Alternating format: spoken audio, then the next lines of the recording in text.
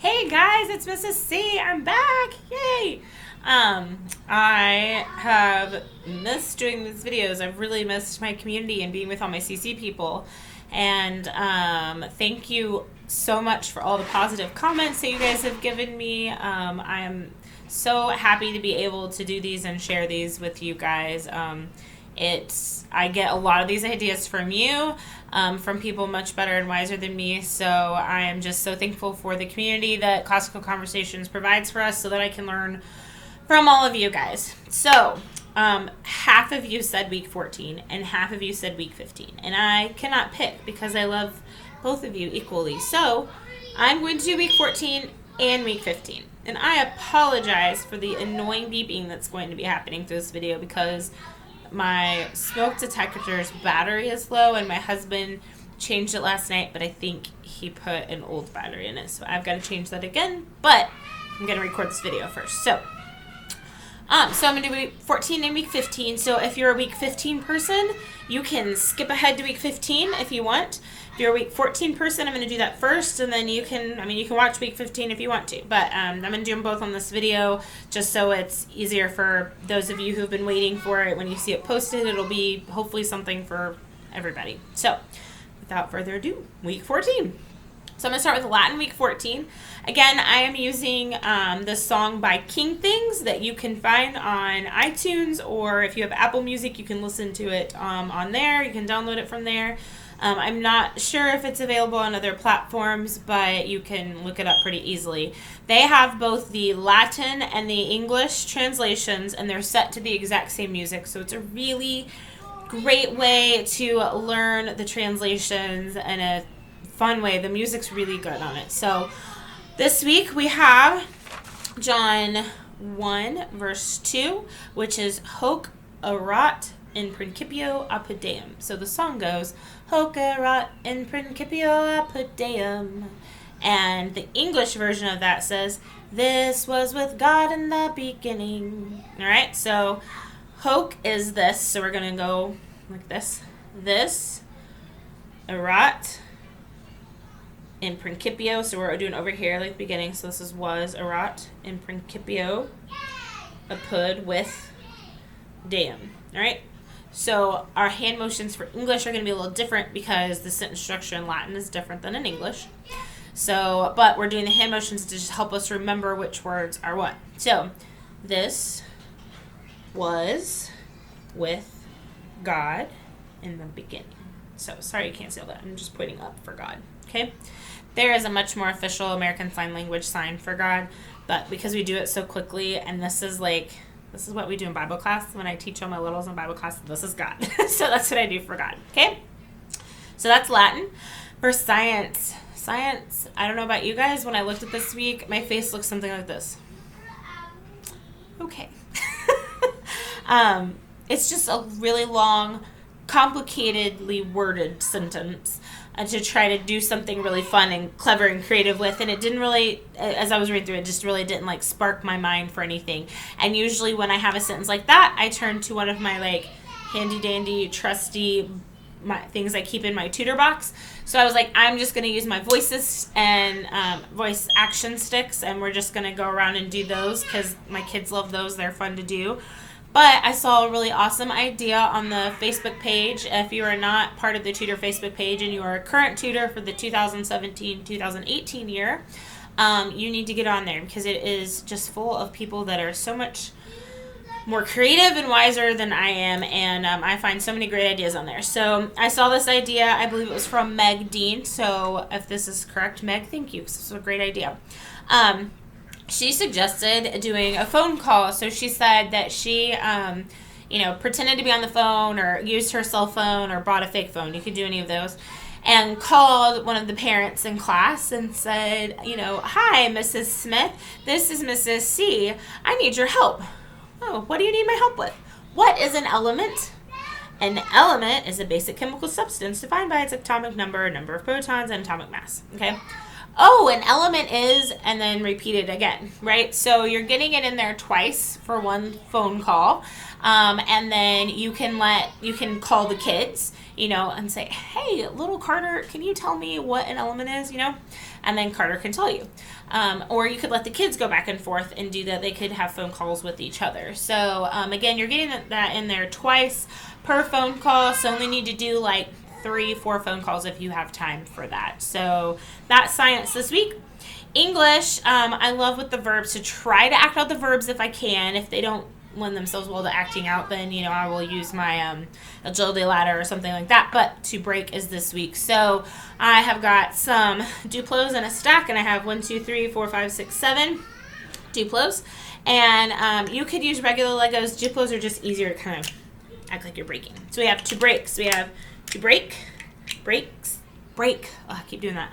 Breaks, broke, breaking, broken. Okay, and then they can put it back together, and you can do it again. And they can do it one individual at a time, taking it off, or they can break it into chunks like I was doing. However they want to break it, just break it however you want. Break it down, right? Okay. So then we have geography. So geography is pretty easy. This one lent itself really well. But it's the Northwest Mountains. And we have the Cascade Mountains, Mount Rainier, Mount St. Helens, and Mount McKinley. And I have no idea why I'm doing this for Mount McKinley, but that's what I'm doing. So I also made up a little story, I guess you would call it, to help us remember. So it's super cheesy, but I tested it out on my daughter, and it did help her remember, and she was able to then tell me the mountains after I told her the little story. So it was always rainier in the Cascade Mountains. So Helen moved from Oregon to Alaska to live with her kin and be in the snow. Okay? So we have, it was always rainier, so Mount Rainier, in the Cascade Mountains. Okay? So Helen, Mount St. Helens, moved from Oregon to Alaska because the Cascade Mountains start in Oregon and go down. And we're going to go up to Alaska for Mount McKinley, where she lived with her kin in the snow. She likes snow better than rain. So there's geography. For history, I'm just going to give you the hand motions for the specific words that I'm doing. So the song's kind of fun to do hand motions too because it has all the names. So we have 1800s, tycoons, because they like their money. So give me more money. I'm really sorry about the beeping. So we have tycoons. We have Vanderbilt, Rockefeller, Carnegie, and Swift. Okay, so those are our sign language letters for the first letter of their name. And then from Swift, just take your thumb out like this, and you're going to go like this, which I just think is like the best sign ever for fuel. Doesn't that look just like you're filling up a tank or something? So fueled. Then we have industrial age. So this is also the motion that we do in the timeline song later on. And then I'm just putting my hand over my heart for American. Okay? So I'm going to just do hand motions and while we listen to the history song a few times, I will generally put it up on my board, and I erase words as well just to help them start remembering the words for themselves. So for math, we have linear equivalence, and we're doing centimeters, inches, and feet and miles this week. So what I like to do are voices and also steps that just kind of help solidify in their mind, which is tinier and which is bigger. So for when you read it, so also excuse my children in the background. You want to use a really tiny voice for centimeters because they're so tiny, and then we're going to grow our voice into a big voice for miles. So we have 2.5 centimeters equals 1 inch. 12 inches equals 1 foot. 5,280 feet equals 1 mile. Okay? And then you can let them also get up and take steps. So our centimeter steps are going to be like super tiny, just like you're shuffling your feet. They're barely moving. So we have 2.54 centimeters equals 1 inch. And so an inch is like a half of a step. And then we have 12 inches equals 1 foot. And 1 foot's going to be like a full step. And then 5,280 feet equals 1 mile. Okay, so then that's like the biggest step that they can make. Okay? So that's math. timeline, we've started out with Columbus. So Columbus sails. So we're going to make a sign language 3, which is like this, okay?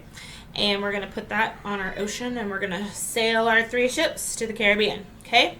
Then we have Age of Absolute Monarchs, so they're going to wear their crowns.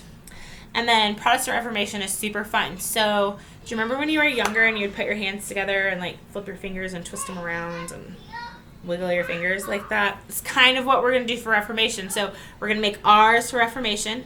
We're going to go palm to palm. It's really awkward to show you. Palm to palm, and then we're going to swing it all the way around because it was a big change, the Reformation. So Protestant Reformation, okay? And then we have Spanish conquistadors, so we're going to bring our capes around. Spanish conquistadors in the Americas, they made slaves in the Americas, so that and our slavery sign, okay? Then we have Calvin's Institute of the Christian, so back and forth, that's our sign for Christ religion. And then we have council. Again, this was a big change, and it was from within the church, so we're going to make our big sign for change. And then it was within, so your 3 fingers are going in, kind of like you're holding a pocket, so of Trent. So that means it was a change within the church. That's why that is that sign for it.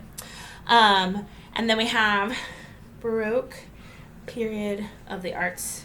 It was fancy and froofy, and we're making sure everything was just perfect in the Baroque period. Okay? So that's week 14. I am not quite done with week 15, so I'm going to brain dump everything out of week 14, finish up week 15. So I'm going to hit pause for a second, and I will be back in just a minute with week 15. Thanks, guys. Week 15. Thought I'd put that up there for you guys in case you were fast forwarding through week 14. So we're back with this weird hair. There we go. Okay, sorry.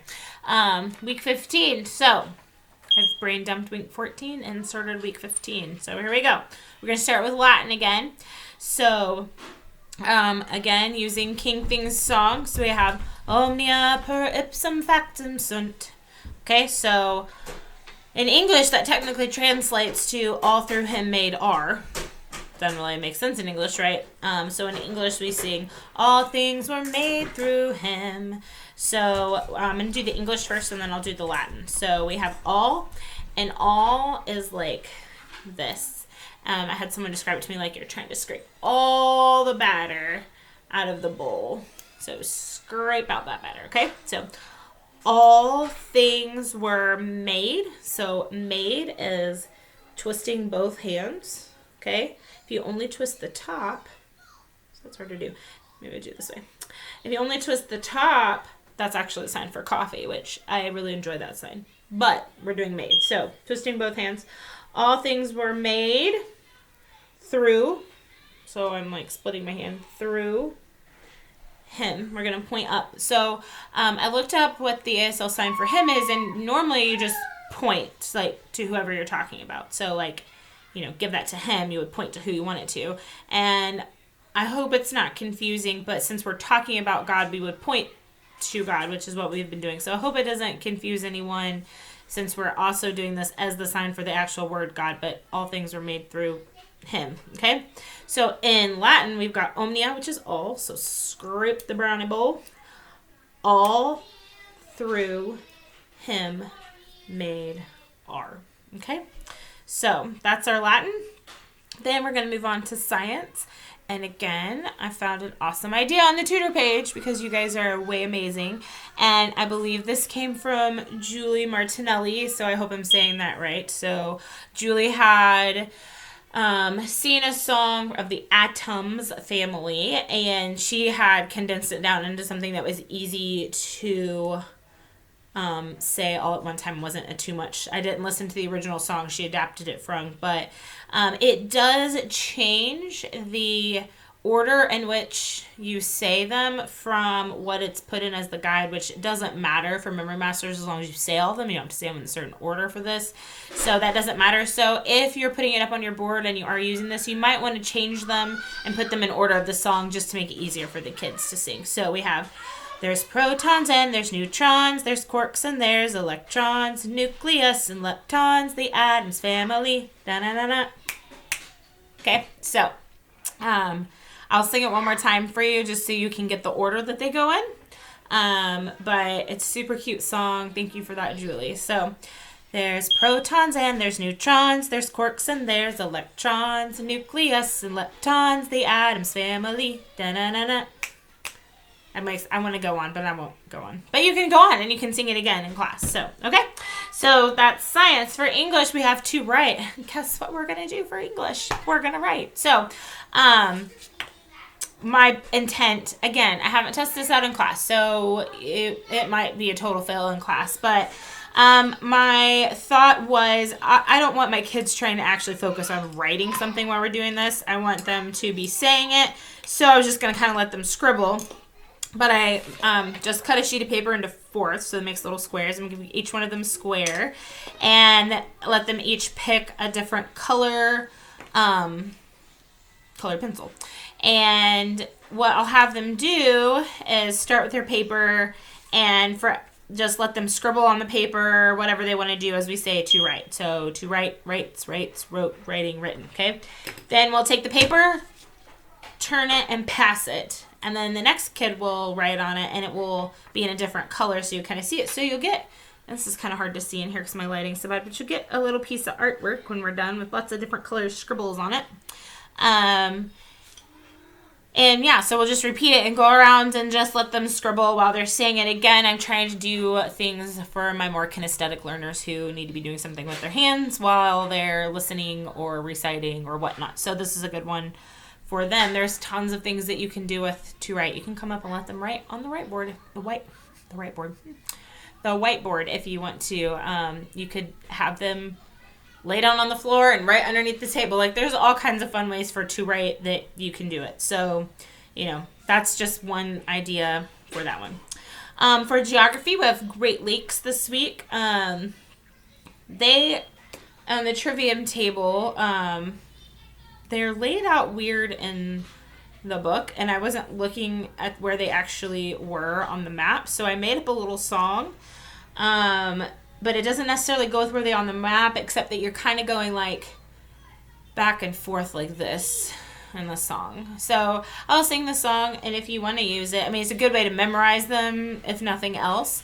And then there might be a better way though to help them remember which one is which. But it's just to the tune of Little Indian. So Huron, Ontario, Michigan, Erie, Superior, Niagara Falls. Huron, Ontario, Michigan, Erie, Superior, Niagara Falls. So that's our Great Lakes. Again, on the map, I can't remember if it's backwards when you guys look at me, but I'm going to pretend that I'm doing it. I'm going to pretend this is backwards, all right? So you're going like this. Huron, Ontario, Michigan, Erie, Superior, Niagara Falls. So it's kind of going back and forth. I don't know if that's how you guys want to do it. If you just want to teach them the song to help them memorize it, and then you want to just show them on the map. Again, haven't tested it out in class yet. So, all right, so we're going to move on to history sentence. So the history sentence, I saw some really cute illustrations on the tutor page, which you can look those up. But this is a perfect one because it has shakers in the background to just let my kids shake. And this will be kind of a calm moment. It's a slightly calmer song, which is funny since it's talking about the Rough Riders. But I'm just going to let them shake. If you guys don't have egg shakers, they are like so easy to make. And it's I think there's already Easter stuff out places, which is psychotic to me, but whatever. So mine are just the little plastic eggs with rice inside and some tape around it so that they don't open it up. And then we just shake them. So I'm just going to let them do shakers, and we're going to listen to it. If they need to move, I'll probably let them get up and walk around the classroom while we're doing it. So that's history. Math. So last week, as in like 10 minutes ago in this video, I was doing voices and steps. So this week we're doing metric measurements. So I thought I would let them do pats on their legs, which you can't really see me doing it, but you'll be able to hear me. So we'll pat slowly. So we'll have 10 millimeters equals 1 centimeter. And then for 100, we'll pat faster. 100 centimeters equals 1 meter. And then for 1,000 meters, I'll let them pat as fast as they can. And 1,000 meters equals 1 kilometer. Ugh. So I'll get a good arm workout when we do that as well. So just kind of trying to fit in 10 into 1 and 100 into 1 and 1,000 into 1. This is a little easier to remember because it's 1, 1, and 1 on the left side, or the right side, excuse me, and 10, 100, 1,000 on the other side. So, and then timeline, we'll probably do that in different voices. We'll probably that do like a cheerleader voice or a baby voice or different voices and that, just to make it a little more fun than just patting too. So, all right, timeline, we have Japan. So you're kind of doing the shape of Japan. Japan's isolation. They're over here all by themselves. Then you have Jamestown. So we're going to do a J. They do, okay, in the video, on the official CC video, they do this because they were mining for gold. So if you would like to do that, that's fine. For me, I like to do a J because it helps me remember Jamestown. Okay, Jamestown and Plymouth. So we are going to make the collars. We're going to take this and draw the collars. Okay, so let's do a P in sign language. P, we're making a P. And we're drawing the collars that they wore. Okay, Plymouth colony founded. All right, then we have Age of Enlightenment. Okay, and then we have Hudson's Bay Company. So it's our bay. And then we have the First Great Awakening. And then we have the classical period of the arts, because the classical period was very structured. Everything had a place and it was in its place. Okay? Unlike my house. And then we have the 7 years and our war sign again. All right. So I do everything. That's it. That's week 15. So, all right. I hope that this was helpful to you guys. If it wasn't, I'm sorry. Like I said, I haven't had the opportunity to try it on in class yet, but those are my ideas that I've got written down. If you guys do it and you think of something better, please let me know. That would be great. And thank you to all of you on the tutor page who helped give me ideas for some of this stuff. So anyway, I hope you guys have a great week or so. Week 13, if you're waiting on that one, I'm going to try my best to have that one up tomorrow. But it might not be till Tuesday because my hubby is out of town this week. So I'm seriously here. So I'm single parenting it. So anyway, all my best to you guys. I hope the weather is awesome and much better than what it is here. And I will maybe see you tomorrow, maybe Tuesday for week 13. And then the next week will be 16, then 17, and so on and so forth. So, all right, guys, have a great day. Bye.